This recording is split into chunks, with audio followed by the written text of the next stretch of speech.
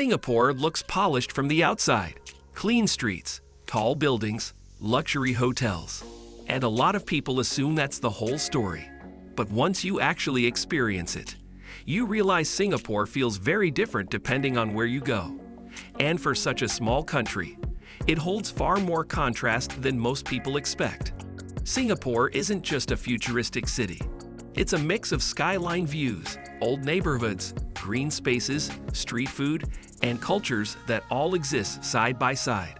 And that's what makes it so surprising. If you enjoy discovering places beyond the usual tourist version, make sure you're subscribed. We explore destinations a little differently here. Marina Bay, the futuristic side. Start with the image most people recognize, Marina Bay. This is the side of Singapore that looks almost too modern to be real. At night, this part of the city feels even more unreal. Lights everywhere, clean lines, everything designed to impress. And it works, because this is the version of Singapore most people see first. The precision is what stands out immediately. Nothing feels accidental here. You notice the silence too. Not complete silence, but a kind of controlled quiet that feels unusual for a major city center. The streets stay clean in a way that seems almost impossible. And the infrastructure works so smoothly that you stop thinking about it entirely. This level of order becomes the baseline expectation, which is exactly what the designers intended. But here's what surprises a lot of visitors. This isn't the whole city, because once you leave Marina Bay, Singapore starts to feel much more human. Chinatown, Little India, Kampong Glam. Then you move into the neighborhoods, and the atmosphere changes completely. Chinatown feels older, more layered. Temples, markets, traditional shop houses, and food stalls all packed close together. The pace shifts immediately. People move differently here. Less rushed, more conversational. The interactions feel warmer. You start noticing things you wouldn't see in the business districts. The architecture tells its own story. Then there's Little India. Brighter, busier, more intense. The energy here builds throughout the day. Then Kampong Glam, a different rhythm again. Boutique cafes, murals, heritage streets, and the Sultan Mosque anchoring the neighborhood. This area carries a distinct creative energy. Walking these streets feels different from walking through Marina Bay or even Chinatown. The pace is slower, more exploratory. People linger rather than rush through. This is where Singapore starts to feel less like a polished global city and more like a place made up of many different identities. And that contrast is one of its biggest strengths. But Singapore isn't just city streets and skyscrapers. Hawker centers, food culture. One of the best ways to understand Singapore is through food, and not in expensive restaurants. In hawker centers, places like Maxwell Food Center, Lau Pa Sat, or Old Airport Road. This is where the city feels most real. Different cuisines in one place. Chinese, Malay, Indian, Peranakan influences all showing up in the food.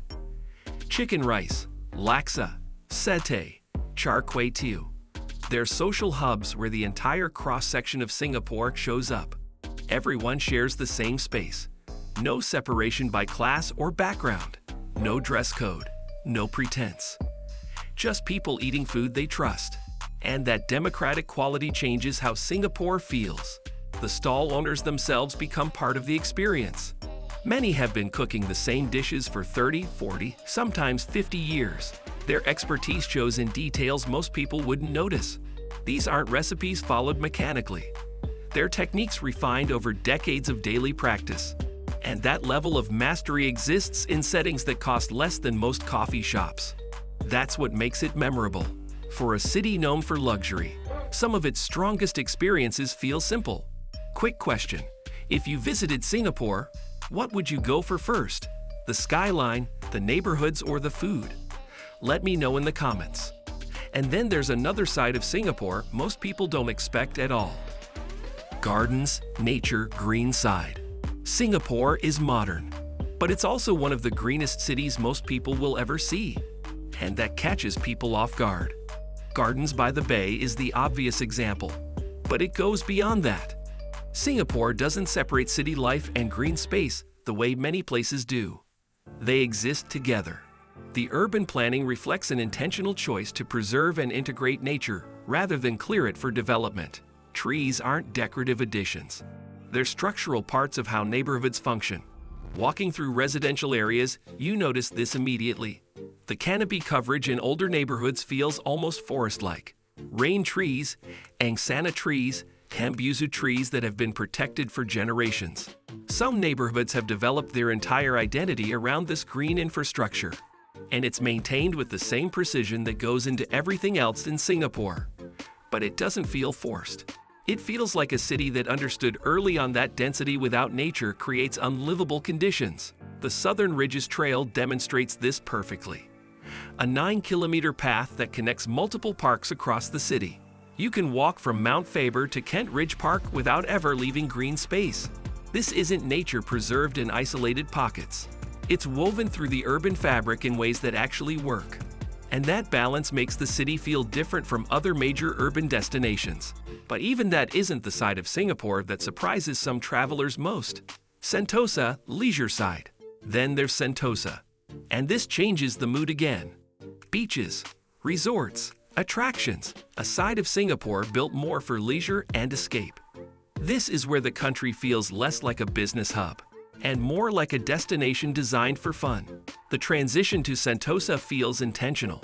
Crossing onto the island, whether by cable car, monorail, or causeway, signals a shift in purpose. Work mode drops away. The dress code relaxes. The pace slows. The entire atmosphere reorients around recreation. Sentosa contains multiple experiences within itself. But what makes it work is how cleanly it separates from the main island. Singapore's business districts don't bleed into its leisure zones. The two exist distinctly. And that separation lets each area function at its best. Sentosa doesn't try to be serious. It leans fully into being a place where the goal is enjoyment. And that permission to shift modes entirely makes the experience more effective. So how does one country feel this layered? Lifestyle, culture, why it feels different. Part of it is how everything works together. Singapore feels organized, efficient, easy to move through. But it doesn't feel empty. It feels intentional. Different cultures are visible everywhere, not just in major landmarks, but in daily life. Language, food, architecture, traditions. That mix gives Singapore a rhythm that feels different from almost anywhere else. It's fast, but not chaotic. Modern, but not disconnected from its roots. The city operates with systems that most places spend decades trying to implement. Public transport that actually works reliably. Urban planning that considers both immediate needs and long-term sustainability. Infrastructure that gets upgraded before it becomes a problem. But those systems don't dominate the human experience. They support it. The efficiency creates space for other things to flourish. This balance didn't happen accidentally. It came from deliberate policy decisions made over decades. Those decisions compound over time. And what you experience as a visitor is the result of that long-term thinking. Singapore doesn't feel like it's trying to prove anything. It already knows what it is. So what actually makes Singapore so memorable? It's the contrast. Futuristic skyline, historic neighborhoods, street food culture, green spaces, waterfront leisure. All inside one small country that many people think they already understand from a few photos online. But once you actually move through it, you realize Singapore isn't just polished. It's layered, and those layers reveal themselves gradually. Not all at once, not in a way that feels overwhelming, but steadily as you spend more time moving between districts, eating at different stalls, walking through different parks. Each experience adds depth to the picture. And what emerges is more interesting than the clean, efficient city-state image most people start with. Singapore proves that you can be modern without being sterile, organized without being controlling, diverse without being fragmented. That combination is harder to achieve than it looks. Most places lean heavily in one direction, either preserving tradition at the expense of progress, or modernizing so aggressively that identity gets lost. Singapore found a different path. Not perfect, not without its own tensions and challenges, but functional in ways that create genuine quality of life. And that's why Singapore isn't just what you expect. It's more than that. If you enjoy exploring places like this in a different way, make sure to subscribe. There's a lot more coming. And let me know in the comments, what part of Singapore would you want to experience most?